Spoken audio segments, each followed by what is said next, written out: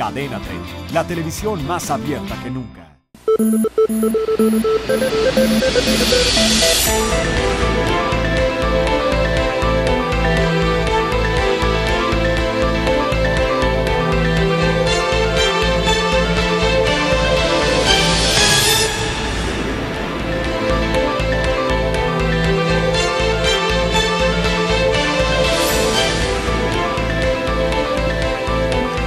Muy buenas noches, soy Pascal Beltrán del Río, le doy la bienvenida a una edición más de Círculo de Ideas. Estamos transmitiendo en vivo desde las instalaciones de Cadena 3 en la Ciudad de México y transmitiendo por primera vez a través de Cadena 3, pero también de Excelsior Televisión, así que bienvenido todo el auditorio que nos sigue por estas dos cadenas. El día de hoy me acompaña Francisco Sea. Pascal, ¿cómo estás? Muy buenas noches a todos. Martín Espinosa. Pascal, compañeros, buenas noches. Humberto Musacchio. Buenas noches, compañeros. Ángel Verdugo. Buenas y fiscales noches a todos. Y fiscales y hacendarios. José Buendía. ¿Cómo están? Buenas noches a todos. Y José Luis Vargas. Hola a todos. Bueno, como ya comenzaron a adelantar Ángel y Pepe, efectivamente es un día en el que vamos a hablar de la reforma, de la llamada reforma hacendaria. Hacemos rápidamente un poco de recapitulación. El día de hoy, en el límite del tiempo que prevé la Constitución, el secretario de Hacienda, Luis Videgaray, entregó en la Cámara de Diputados el paquete económico que consiste en el presupuesto de egresos, la ley de ingresos y los criterios generales de política económica. Esto fue alrededor de las 5 de la tarde, hora y media después, en Los Pinos, en presencia de los integrantes del Pacto por México, de los gobernadores y muchas personalidades más. El presidente de la República hizo una exposición general de lo que trata la llamada reforma hacendaria y dijo que era una reforma social. Te pregunto, Pepe Buendía, ¿va a lograr el presidente, va a lograr, primero, que se le apruebe y segundo, que esta reforma reactive el crecimiento económico, redistribuya mejor el ingreso, todo lo que planteó en la reunión en Los Pinos? Bueno, yo creo que es una reforma que desde luego su presentación sorprende respecto de lo que se estaba pensando que iba a traer. La verdad es que el sigilo con el que trabajó el gobierno y los integrantes del pacto, o la cúpula del pacto, en las últimas semanas fue notable porque no se filtró absolutamente nada. Perdón, Pepe, sí se filtró, pero se filtraron puras cosas equivocadas, ¿no? Se filtraron justamente puras... bueno, hoy todavía un periódico de circulación nacional traía que se estaba cabildeando lo del IVA en alimentos y medicinas, lo cual, como ya vimos, pues no fue así. Todos los globos sonda que se lanzaron, pues no correspondieron y más bien sí lograron llegar hoy al anuncio con una reforma pues que sorprende, que no era esperada, no era lo que se había venido diciendo y me parece que tiene cosas interesantes y sobre todo varios mensajes. Yo destacaría dentro de los mensajes, el primero es que estamos frente a una reforma con algunos elementos y componentes, digamos, de política social. El propio gobierno la quiso presentar como una reforma también social y no solo fiscal, que a todas luces va a ser difícil que se le califique ni como neoliberal, ni como una reforma que viene a atacar o a afectar digamos, al sector más desfavorecido de la población. Creo que eso, y nos lleva al segundo mensaje, le está quitando las banderas a los grupos de izquierda más radical que hoy mismo estaban anticipando que lo que traía esto era un incremento de impuestos a IVA y alimentos. Y el tercer mensaje que me parece que es importante es que el pacto sigue funcionando. A todas luces, esta es una reforma que se cocinó a partir de las visiones compartidas del PRD, del PRI. Veo mucho menos la participación o el sello del PAN, pero ahí está muchas de las propuestas que viene abanderando el PRD desde hace años y que desde luego tendrán efecto, me imagino, en la aprobación o no de la reforma energética. Oye, pero ¿qué pasó con el adendum? ¿Qué pasó con aquello de que nada antes de que se apruebe la reforma política? Y ahí estaban sentados los dirigentes de los partidos. Creo que esa es la mejor prueba de que el pacto sigue funcionando, de que es un instrumento que ha sido no solo eficaz, sino todos los que le han extendido la extrema unción se han equivocado y que los tres partidos han logrado hasta ahora mantener un nivel de, digamos, de interlocución al interior que les ha permitido tener e ir construyendo una visión compartida, y una visión compartida que se refleja en una propuesta como esta, que es una reforma fiscal al mismo tiempo que una reforma social. Gracias, Pepe. Paco, un primer balance de lo que se escuchó esta tarde. Pues hay cosas importantes. Veo también, además de todo, con alegría que Pepe sigue siendo pactofílico, lo cual me da mucho gusto, primero. En segundo lugar, yo no soy y vuelvo a ser poco optimista, porque finalmente hasta que el pacto no empiece a dar resultados reales, ¿no? Las aprobaciones que hemos tenido hasta el día de hoy, pues bueno, sí se podrá haber aprobado la reforma educativa, se podrá haber aprobado la Ley General de Servicio Profesional Docente, pero seguimos ocupados, ¿no?, en las calles de la Ciudad de México. Yo creo que hay cosas importantes. Primero, es sorprendente este asunto del IVA en alimentos y medicinas y de que no se haya propuesto, porque hemos escuchado muchas veces, se ha dado resultado en muchos países, los impuestos al consumo son impuestos fáciles de fiscalizar, son impuestos fáciles de cobrar, por lo cual es complicado. Había también, incluso escuchaba yo hoy mismo en la mañana declaraciones de algunos que decían que tenía que darse sobre una canasta básica muy amplia, sobre una serie de productos que no afectaran a las clases trabajadoras, a las clases más desprotegidas, lo cual me parece algo aventurado, ¿no? Obviamente hay demasiados frentes abiertos, esos frentes tienen que estar, pues bueno, tienen un poquito que quitarles la presión, no se puede lograr todo por lo que ya vimos, y creo que esa es una de las razones. Eso también creo que toma mucha fuerza las declaraciones de Jesús Zambrano terminando este evento, en el cual está, además de todo, jubiloso, ¿no? Dice que esto no se hubiera logrado si no se hubiera estado dentro del Pacto por México, que además eran propuestas que la reforma fiscal había tomado la bandera de la izquierda, lo cual eso él celebraba y eso tenía que... Yo no sé qué tanto vayan a resultar esta subida importante en el ISR, como se dice que será altamente progresiva esta reforma fiscal, porque se va a referir a que el que más gana va a pagar más impuestos, pero no veo cómo vas a ampliar la base gravable, que es realmente las personas que pagan impuestos hoy siguen siendo los mismos, nada más les vas a cobrar más, y eso creo que ya incluso en redes sociales en este momento está creando un poco de descontento. Algunas cosas también controvertidas. Este impuesto a las bebidas azucaradas, no solamente son los refrescos, sino también cualquier otra bebida azucarada, a excepción de la leche. Sabemos que hay muchas zonas de este país en donde desgraciadamente no hay ni siquiera agua potable y que parte de la hidratación, no hay agua, y parte de la hidratación llega a través de los camiones de Coca-Cola. Entonces, es una medida que a mí me parece muy controvertida, que tiene que ver con la obesidad, sí tiene que ver con la obesidad. Me parece que se mezclan muchos temas aquí. No, la pensión, se mezclan las becas, se mezcla la seguridad social, escuchamos a Luis, las hipotecas, se están mezclando muchos temas aquí, y me parece que es peligroso porque a la gente se le confunde. Yo estaba viendo en este momento cómo anuncia la página de Presidencia esta reforma hacendaria, que ahorita Ángel Verdugo ya les dará su punto de vista, pero lo hace muy esquematizado y mete muchísimos factores. Estamos hablando aquí de seguro de desempleo, las becas para la educación, es justa, simplifica, elimina el YETU y el IDE, hay una nueva ley del ISR, reforma para automatizar los trámites del SAT. O sea, es una gran canasta en donde todo cabe, y creo que eso puede traer muchas confusiones. De que se vaya a aprobar, me parece que ya es evidente con las declaraciones de Jesús Zambrano y con el propio PRI que se va a aprobar, y esperaremos los resultados, ¿no? Ya que te invocaron, Ángel Verdugo. Primeramente, hay que decir que la palabra hacendaria no existe en castellano. Es decir, es un barbarismo que yo no sé por qué nadie se ha atrevido a decir al presidente de la República: señor presidente, la palabra hacendaria no existe en español. Lo correcto es reforma fiscal. Se le tiene miedo a la palabra fiscal, yo creo. Bueno, que digan reforma de la hacienda pública. Sí. Pero vienen tres presidentes con lo mismo, ¿eh? De acuerdo, pero alguien tiene que poner un hasta aquí. Pues digo, en el caso de Fox era entendible, ¿verdad? O sea, no hay ningún problema. Pero no es un problema gramatical, sino zoológico, dicen por ahí, ¿no? Así es. Entonces, yo creo que para empezar, de ahí las cosas ya empezaron mal. Yo creo que aquí hay varios aspectos.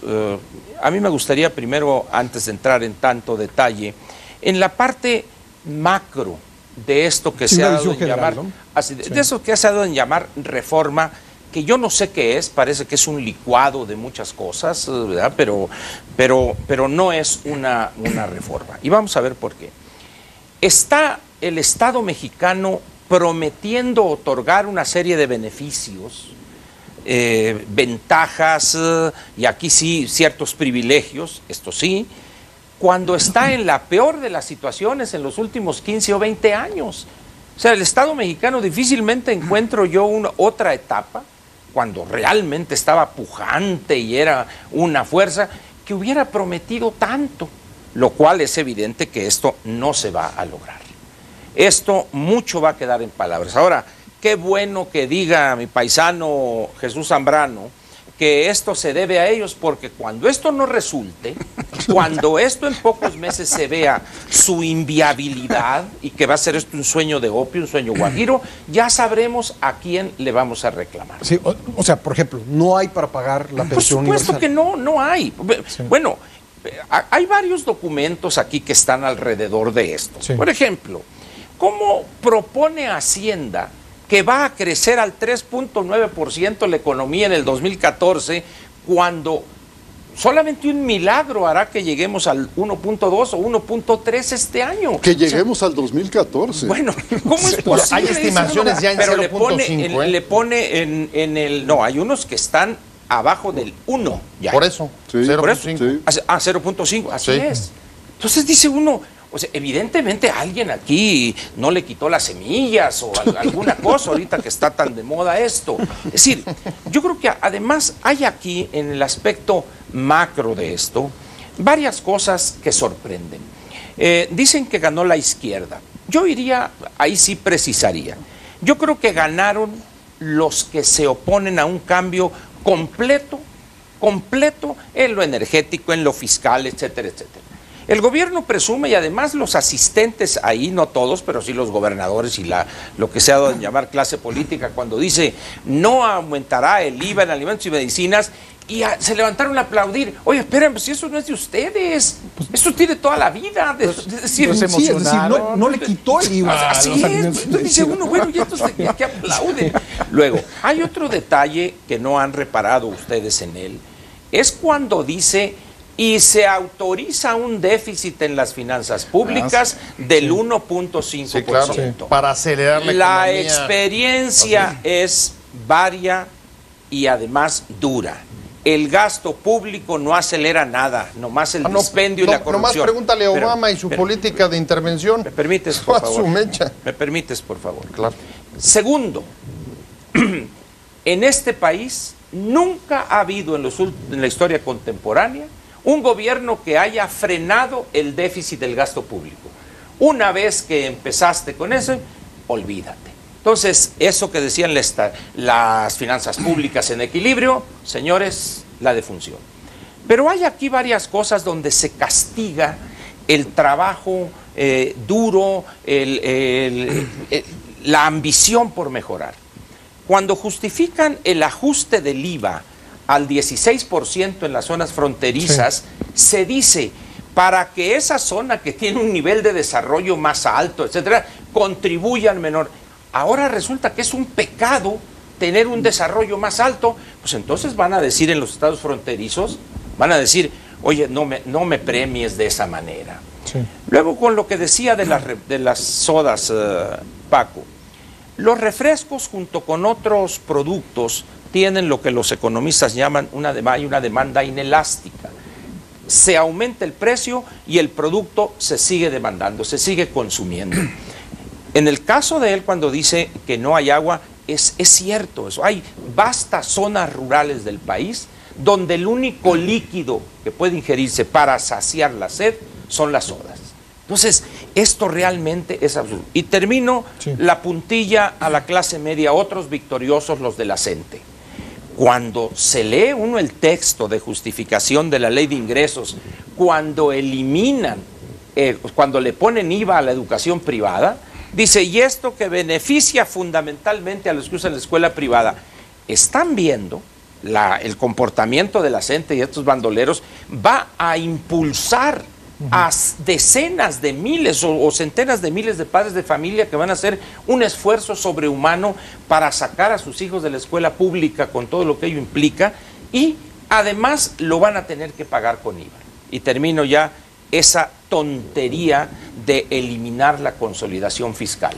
Hay una una demagogia completa en torno al mecanismo de la consolidación. Para empezar, los principales socios comerciales de nuestro país, todos tienen el régimen de consolidación fiscal. Segundo, la consolidación fiscal no implica en modo alguno exención de impuestos, es un diferimiento a 5 ejercicios y hay que pagar las actualizaciones correspondientes. Claro. Y eso es uno de los grandes estímulos. Nosotros lo copiamos desde 1973, ese régimen es para permitir la creación de grandes grupos empresariales. Entonces me parece que esto está plagado de tonterías y si se está ufanando mi paisano Zambrano, entonces ya sabemos de dónde vino y a él le reclamaremos. Martín Espinosa. Mira, ya Ángel tocó lo técnico. Creo que para el público es demasiado denso el decir que si se quita se aumenta el ISR y se modifican la ley del impuesto sobre la renta, etcétera, etcétera. Yo creo que lo que nos tenemos que preguntar es, ¿realmente este paquete y esta iniciativa de reforma a la cuestión fiscal o a las finanzas públicas va a mejorar la calidad de vida de los mexicanos? Claro. Y yo creo que no va encaminada a eso porque hay demasiadas distorsiones dentro de la economía mexicana, sobre todo desde el punto de vista que los empresarios ya esta noche empezaron a protestar porque dicen nuevamente nos quitan dinero a la iniciativa privada para solventar los gastos del gobierno. En segundo lugar, lo que ya se mencionó del PRD, ¿no? Es decir, se legisla o se presenta una iniciativa que será legislada en los próximos días para que aplauda a la izquierda o para satisfacer ciertas demandas de que si hay IVA en alimentos y medicinas vas a ver manifestaciones en la calle y darle una bandera más, no nada más al PRD, sino a Morena, a López Obrador y a toda la gente que ha hablado de la posibilidad de que se metieran impuestos en alimentos y medicinas. Y en tercer lugar, el tema de el gobierno, ¿dónde recorta el excesivo gasto que tiene? En esta reforma hacendaria no aparece absolutamente nada en relación con nosotros los del gobierno. Vamos a dejar de percibir esto, ya no vamos a tener tantos carros, prohibido tener celulares a cargo del erario público. Oye, que Martín, cada quien pague lo suyo. O los partidos políticos, esa sí es reforma fiscal. ¿no? O los partidos políticos aceptando los partidos, las secretarías, ¿no? Los gobiernos federal y los gobiernos estatales. O sea, sí. ¿Dónde queda esa parte, no? Entonces, difícilmente se puede hablar de una reforma a fondo en materia fiscal si no incluye también la parte del gobierno, que es la que se sigue repartiendo a manos llenas gran parte del presupuesto nacional. Muy bien, Martín, muchas gracias. No hemos escuchado todavía a Humberto Musacchio y José Luis Vargas. Los vamos a escuchar regresando de la pausa. Esto es Círculo de Ideas, no se vaya. Sigue la discusión.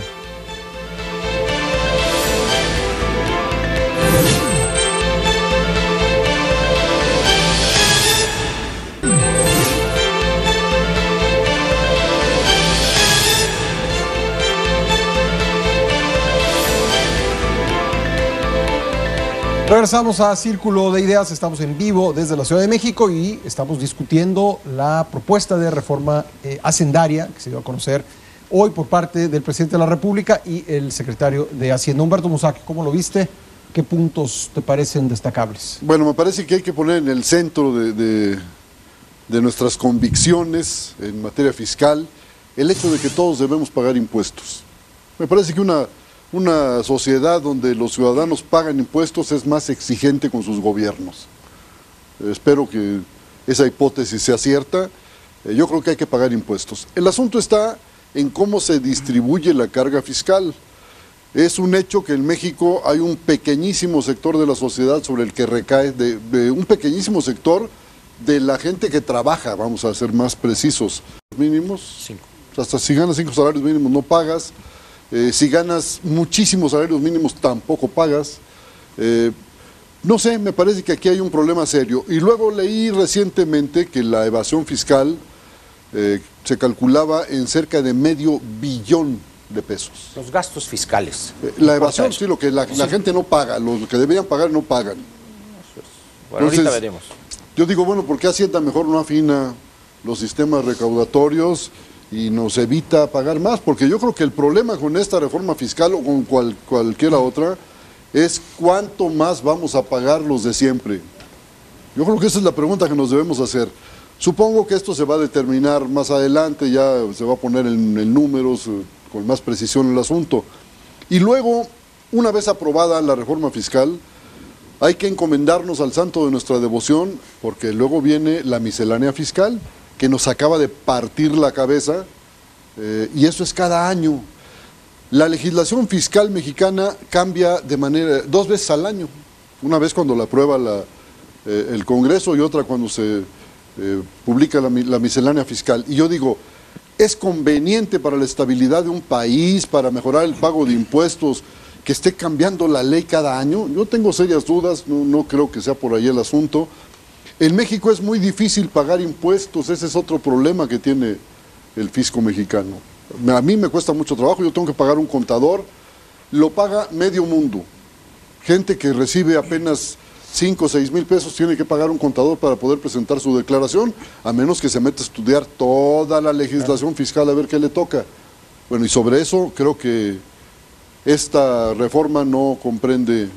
Por lo menos no lo desgranaron. Sí, no lo desgranaron, Por lo menos no han informado, pero vamos a esperar. Está entre las intenciones, ¿no? Sí, está. Creo pues Plantean que una reducción de los artículos. Ojalá. Sí. Así es. hay muchos motivos para estar preocupado. Esa es mi conclusión. Faltan los detalles. José Luis, ¿tú cómo lo ves? A ver, ya después de haber oído a todo el mundo que es cierta alevosía de mi parte, yo de todo lo que ya se ha hecho, primero lo que ubico es que es una reforma desdibujada, no le logro entender cuál es el estilo de la reforma, es decir, no es una reforma liberal, no es una reforma conservadora.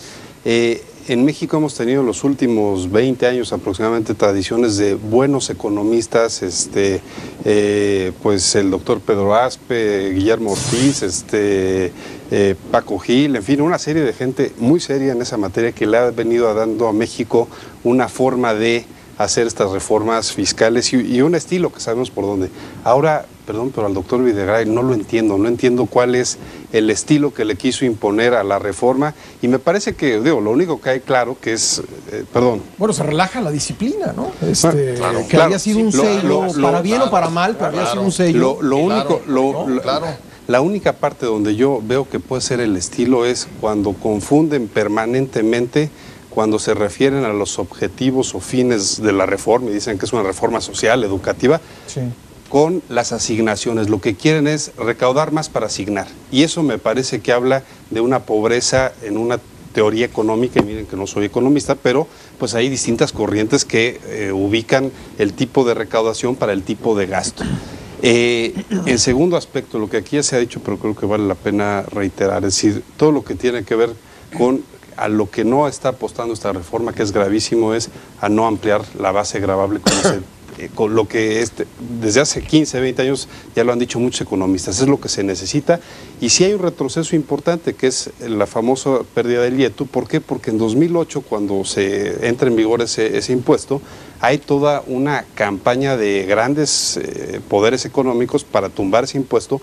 Esto se va a la Suprema Corte de Justicia de la Nación, y a la Suprema Corte le costó un trabajo terrible poder sostener el IETU. Pues ¿por qué? Porque ya era un tipo de impuesto basado en el ingreso de capitales que pues pueden pagar impuesto. Entonces, nuevamente volvemos a esta forma de a quién estamos beneficiando con algo así. Me parece que lo que creo que hace mucho, lo que no decía algo Andrés Manuel López Obrador tan cierto como lo que hoy dijo en el meeting, que dijo, con esto estamos dándole en la torre, estamos acabando con la clase media, estamos acabando con el mediano empresario.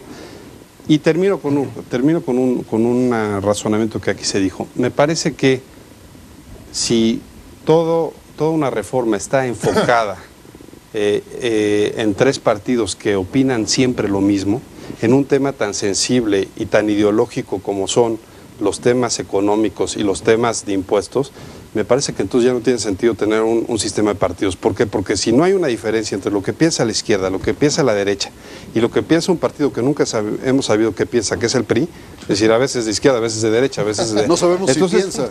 Entonces tenemos un grave problema. ¿Por qué? Porque entonces, ¿quién defiende a quién? Es decir, entonces mejor quitemos el sistema de partidos y hagamos un sistema hegemónico, un solo Congreso, y pues que ahí se vote en lo oscuro, como parece que hoy se toman las decisiones, ¿no? Se toman en una trastienda en lo oscuro y luego ya solo se anuncian como una decisión tomada. Me parece que si no hay deliberación en un tema tan sensible como esta reforma, No, entonces... deliberación va a haber, pues ahí está el Congreso. Bueno, pero ya parece que todo está planchado. Pues ya salió de la cocina y todo. Bueno, pero hablando, Pepe, justamente de eso, e interpretando, a lo mejor de más, lo acepto, pues los gestos de los dirigentes partidistas. Yo vi a Jesús Zambrano muy contento, pero no tanto a Gustavo Madero. No sé si te quedó la misma impresión a ti. No, la misma. De hecho, yo veo muchas menos planteamientos del PAN reflejados en la propuesta que lo que en efecto veo del PRD. Ahora, hay dos puntos que se han puesto sobre la mesa, Pascal, que me gustaría entrar a polémica. La primera lo decía José Luis. En los últimos 30 años, la política económica en el país ha sido distinta.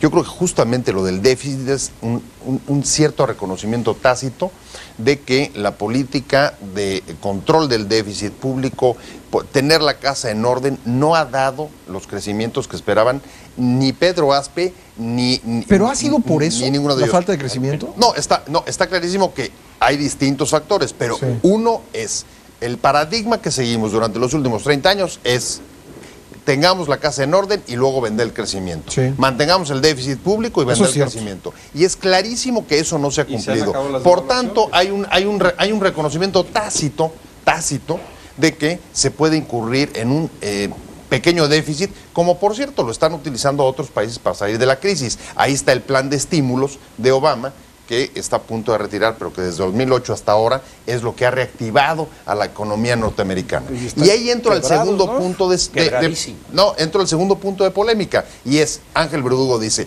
¿cómo en este momento de tanta crisis en este país salen con esto? Te voy a interpretar esta reforma populista, que son puras promesas que no se van a cumplir. Eso es lo que un poco leí de tu intervención. Yo te diría que yo lo estoy leyendo la contraria, es justamente porque estamos en una crisis tan profunda, en un momento tan difícil, no podía salir con una reforma fiscal, hasta donde yo interpreto, en la que arriesgaras el mercado interno y provocaras una mayor recesión que nos afectara a todos. Subir el IVA a alimentos y medicinas, justamente lo que creo que habría generado es precipitar una mayor recesión en el país. Que esta reforma se va a recargar en la clase media y sobre todo en los grandes empresarios, sí, desde luego, pues no hay más. ¿De veras a los grandes empresarios? ¿Quién más? Sí, por supuesto, hay algunas medidas como lo que decía Ángel, consolidación fiscal, gravar las operaciones bursátiles, el asunto hipotecario, todas esas son medidas. Un ISR progresivo, 1% incremento al sector donde más ingresos se concentra. Esas son medidas que por supuesto van a afectar a los que tienen más ingresos y a las empresas. Pero a ver, ¿y si no, de dónde va a salir? A ver, Ángel, ¿tú quieres contestar? Como dirían los clásicos, para alusiones personales. Evidentemente, Pepe leyó mal lo que yo... Por eso advertí que quisiera una interpretación. Estoy totalmente de acuerdo. Qué bueno que mencionaste ahorita el impuesto a las transacciones bursátiles, a las utilidades de la venta de acciones, el 10%. Pero ¿qué va a pasar cuando haya pérdidas? ¿Las vas a poder deducir? Ahí no dice. No dice. Es decir, ¿por qué en el mundo, países que tienen bolsas de valores centenarias, no se ha aplicado eso? Porque si tú aplicas un impuesto a las utilidades producto de transacciones bursátiles, obligadamente tienes que permitir la compensación de las pérdidas. Entonces, qué fácil es decir, los que vendan, sí, pero el mercado bursátil no funciona de esa manera. Esa es una aclaración nada más. ¿Qué es lo que yo señalo? No es tal como lo señalas, pero se acerca lo que has afirmado. Hay una regla en economía que es muy sencilla. No se puede repartir lo que no se ha acumulado. El ejemplo clásico hoy es lo que ha pasado en Europa. Países como España, Grecia, repartieron una serie de beneficios sociales sin haberlos acumulado antes. Eso te lleva inevitablemente hoy, mañana o pasado al fracaso y a déficit tras déficit. Veamos el caso del déficit del 1%, que es donde yo veo el peligro mayor. Hablan de una pensión a los que tengan más de 65 años. Muy bien, vamos a suponer que ahorita sean 4 millones de mexicanos. Punto. ¿Por qué? Porque el resto de mexicanos que tienen más de 65 años tienen pensiones en el sistema formal. El Seguro Social, el ISSSTE, Fuerzas Armadas, y no entrarían ahí. Pero resulta que producto del envejecimiento de la población, espérate en 5, 6, 8, 10 años. Y no hay, va a ser casi una progresión geométrica. Pero al mismo tiempo, producto de ese envejecimiento demográfico, no están llegando nuevos entrantes al mercado laboral para generar riqueza y pagar impuestos. Entonces, esto te va a pegar por dos lados. Posiblemente ya para el 2018, bueno, pues hay el que venga atrás, que arree, es decir, le pegamos al bote y allá que venga. Pero aquí, cuando yo señalo que esto no es lo que se debió haber hecho, es por lo siguiente. Los últimos 25, 30 años, o 15 años, o 12 años, se dice, y lo dijo el doctor Videgaray en su discurso, la economía mexicana ha crecido un porcentaje irrisorio. Absolutamente. O sea, yo creo que nadie, es más, hay personas que hemos venido diciendo hace 20 o 30 años lo mismo. Lo que pasa es que ese es el efecto. Vámonos a las causas. Y resulta que me dicen que con más gasto público, con más becas... En las causas no hay acuerdo, ¿no? En las causas nadie se pone de acuerdo. El problema son las causas. ¿Qué es lo que sucede? Veamos nomás un ejemplo para que se vea la incongruencia. Se van a agravar en aras de una cuestión supuestamente de mejoramiento del ambiente al uso de plaguicidas. Uno de los instrumentos que ha desarrollado el conocimiento científico para reducir el consumo de agroquímicos son los transgénicos. Y esos tenemos 4 o 5 años que no hemos autorizado su aplicación. Entonces, no autorizamos los transgénicos para reducir eso, pero sí le cargamos. ¿Y quienes usan plaguicidas o agroquímicos? La agricultura comercial, esa agricultura del norte del país a la que le estamos poniendo el 16% del IVA. Es decir, es un conjunto de medidas demagógicas que se contraponen. No muy distinto a lo que está pasando en otros lados. Bueno, pero por eso no les resulta. Para abonar en tu desesperanza. Por eso no les resulta. Ahorita te voy a dar un ejemplo para abonar en tu desesperanza. Vamos a dejar hablar a José Luis. Yo primero le contestaría a Pepe. A mí no me parece poca cosa que en los últimos 30 años no hayamos tenido un nivel de cambio de moneda, digamos, de devaluación, no me parece poca cosa. Hemos tenido, Sí, por eso, lo hemos tenido, pero no como antes. Llegó Cedillo, fue desastroso. Y en los últimos 4 meses Pero eso también. pasó hace 20 años, es lo que está diciendo. Pero en 30 años no hemos crecido. No me parece poco relevante que el país tenga una deuda manejable como antes. O sea, me parece que esa ortodoxia económica vale mucho la pena y que hoy empecemos con nuevos experimentos porque nos parecen más sociales y demás y no pongamos no veamos lo que ha pasado en Latinoamérica, en Argentina, hoy en Brasil, Venezuela, por estas teorías New Age económicas me parece de cuidado. Primer punto. Segunda, yo lo que sostengo en su momento, lo amorfo generalmente logra hacer adefesios y creo que es ahorita en lo que estamos, es decir, hacer una reforma y decir, bueno, es que vamos a grabar las operaciones bursátiles, sí, pero si en el resto del mundo no se graban esas operaciones, ¿qué estamos logrando? Pues que se vayan los capitales a invertir, a hacer las operaciones una deformación de las operaciones, Nueva York, porque las vas a empezar a simular. Claro. O sea, eso es lo grave, ¿eh? Así es. Muy bien, tenemos que hacer una pausa. Yo tengo una hipótesis de lo que sucedió hoy, de por qué se presentó en estos términos, qué significan los rostros de los dirigentes partidistas que vimos hoy en Los Pinos. Se las comento regresando.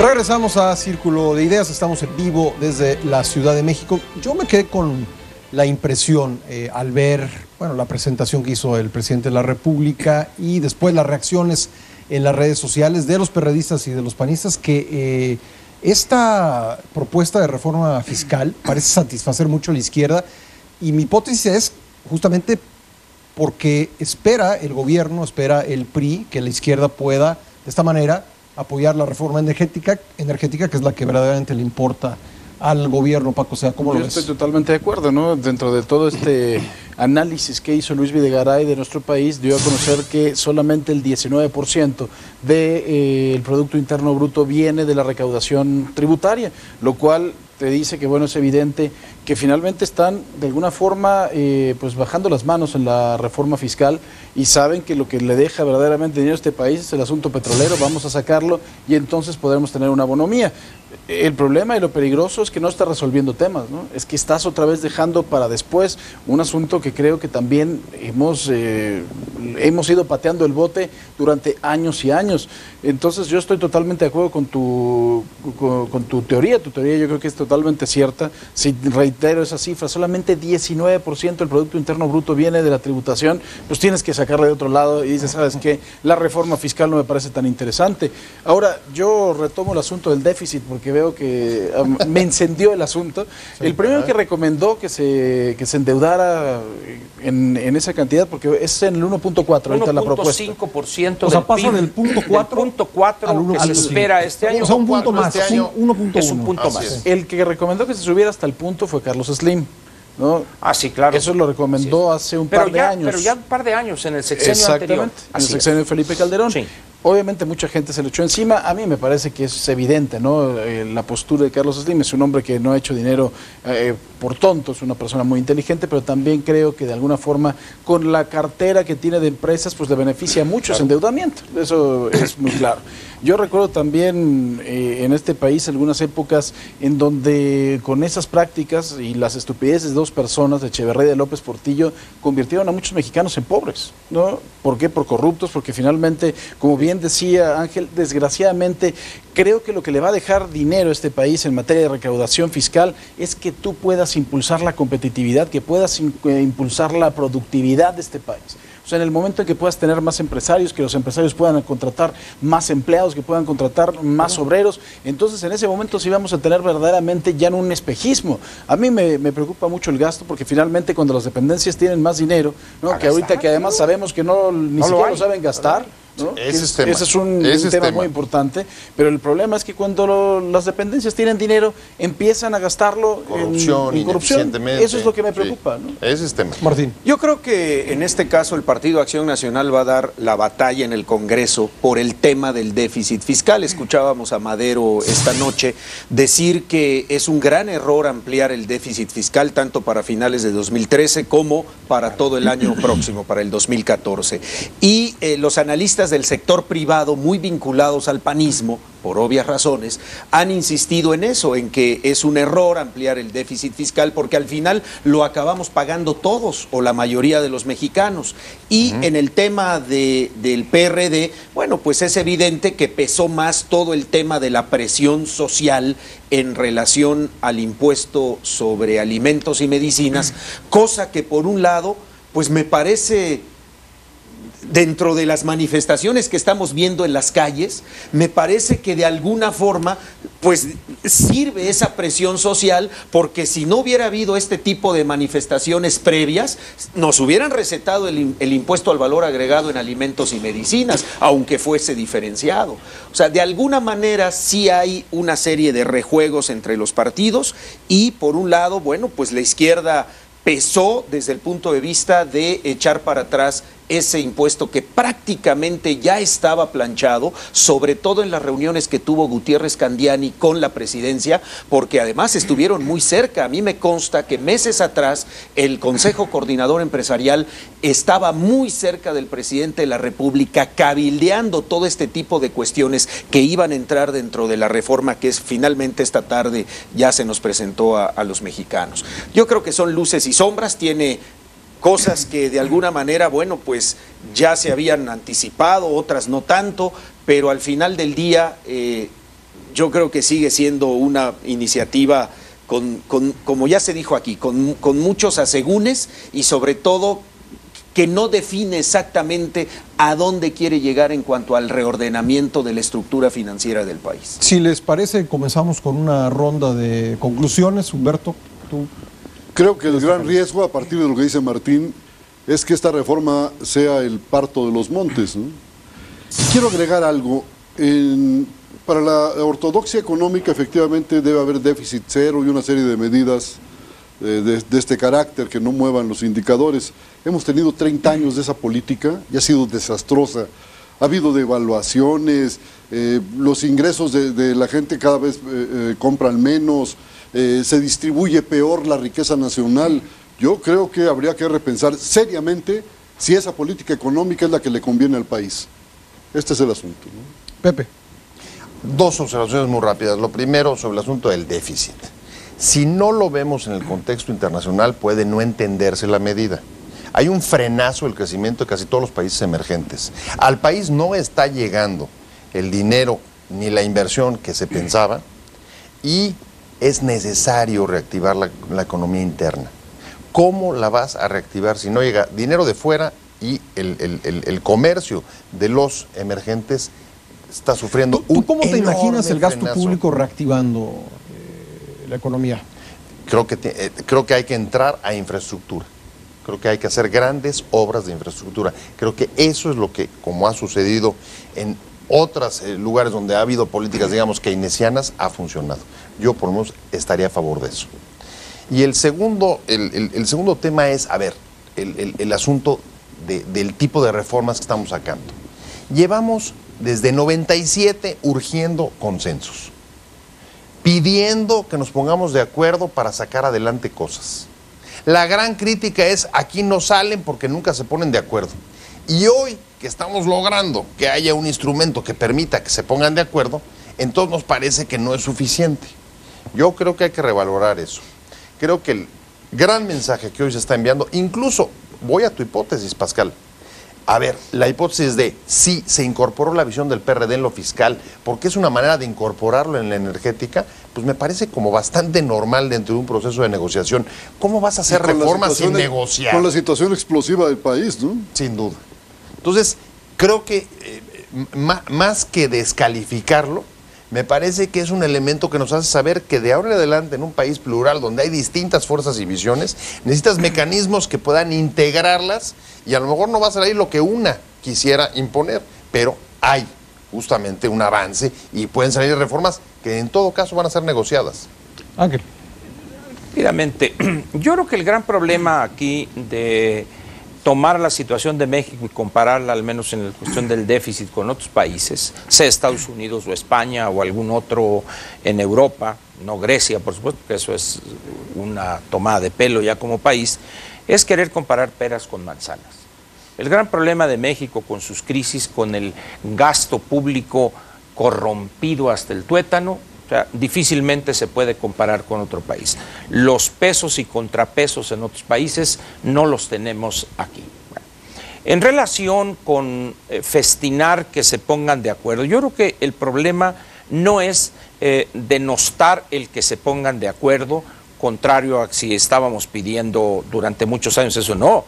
El problema es señalar que se han puesto de acuerdo en algo que es una tontería completa, no que se pusieron de acuerdo.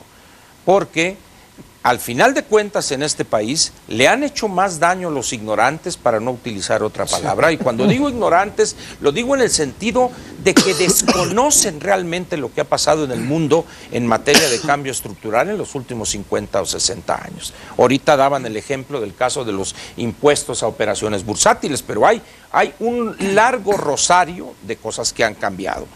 Tomo nomás para terminar el caso del campo mexicano, porque decías tú que qué cosas se podría hacer. Cuando tú dices la infraestructura, en este país, de acuerdo a la normatividad, una vez que el Congreso autoriza el recurso, es decir, 100 pesos para una obra, tarda, cuando muy rápido, 9 o 10 meses para entregar el anticipo a la constructora. Entonces, decir que ahorita van a empezar una gran obra, la primera va a empezar en septiembre del año que entra, si bien nos va. Termino diciendo lo siguiente. En este país lo que se requiere son reformas de a de veras.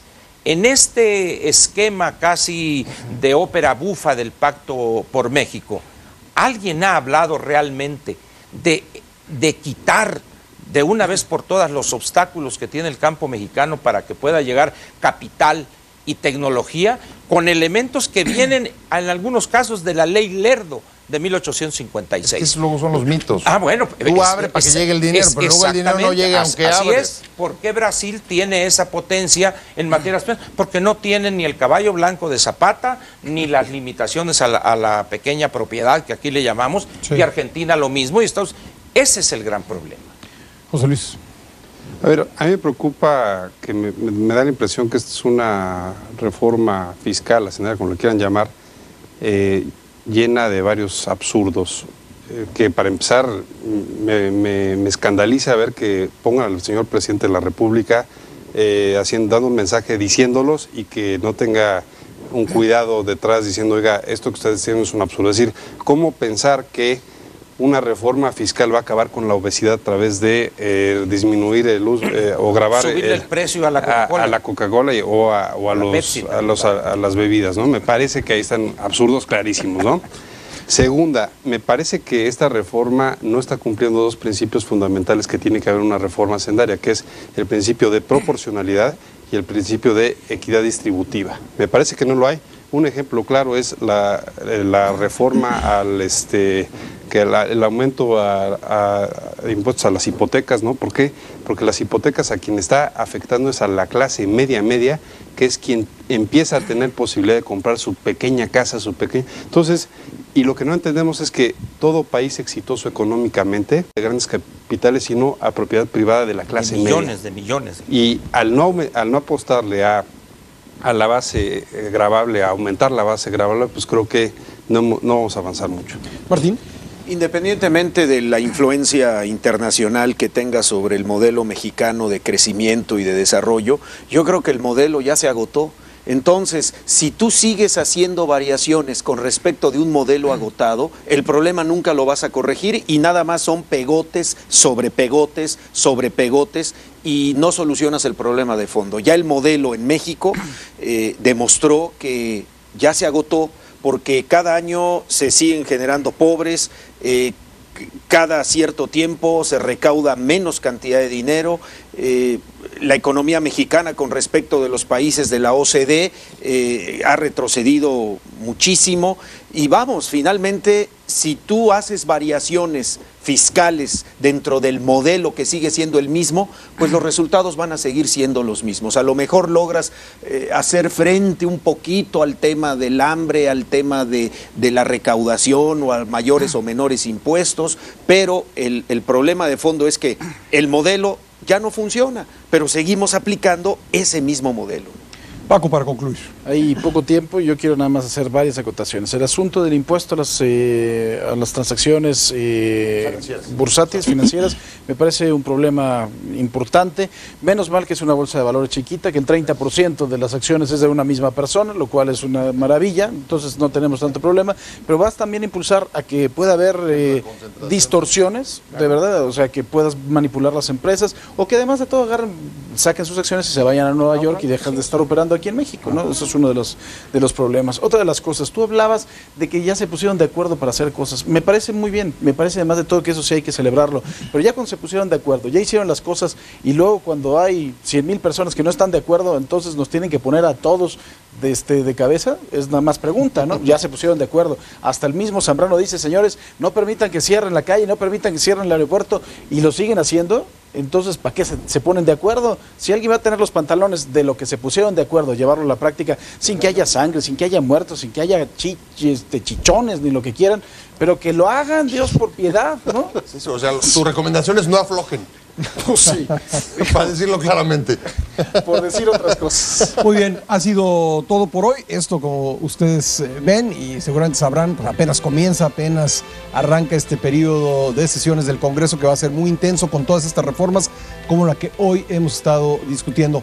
Ha sido todo por hoy. Nos veremos en 15 días. El próximo domingo es 15 de septiembre, así que nos veremos el domingo 22 de septiembre, tanto por Cadena 3 como por Excelsior Televisión. Los invitamos a que nos acompañen. Muchas gracias a nuestros panelistas y gracias a ustedes en casa. Soy Pascal Beltrán del Río. Hasta entonces.